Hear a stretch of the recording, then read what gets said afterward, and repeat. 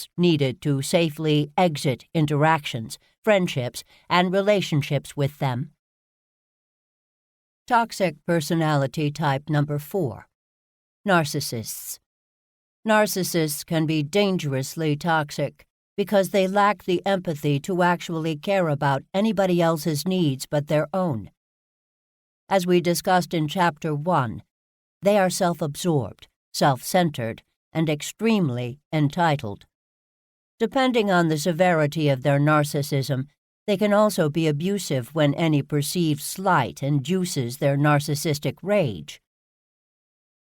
Here is an acronym to help you remember the characteristics and behaviors of a narcissist. N. Never admits to being wrong. A. Avoids emotions and accountability. R. Rages if anyone challenges them. C. Childish when they don't get their way. I. Instills doubt in their victims. S. Stonewalls during conflicts. S. Smears and slanders you. I. In denial and gaslights you. S. Subjects you to the silent treatment. T.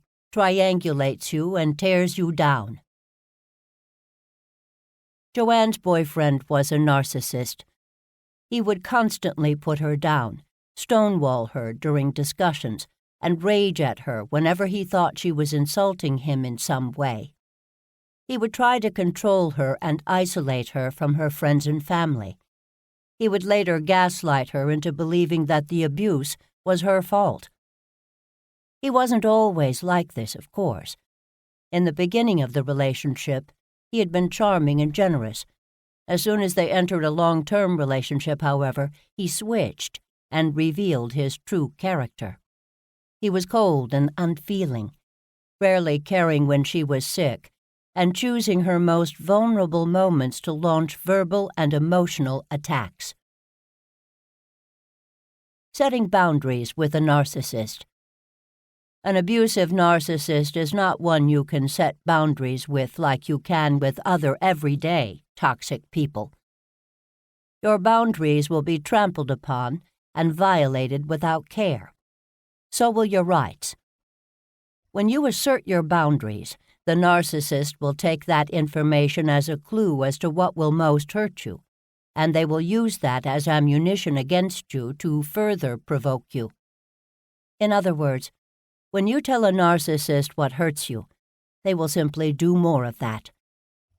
That's why direct or diplomatic communication with them often falls short of inspiring effective results.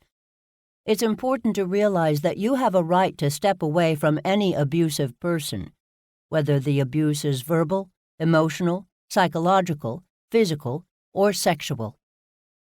Making a safety plan to get away from an abuser is crucial, especially if there is any threat of violence or physical aggression. In a scenario like this, you would be better off not telling the abuser you are leaving until you have already left and found a safe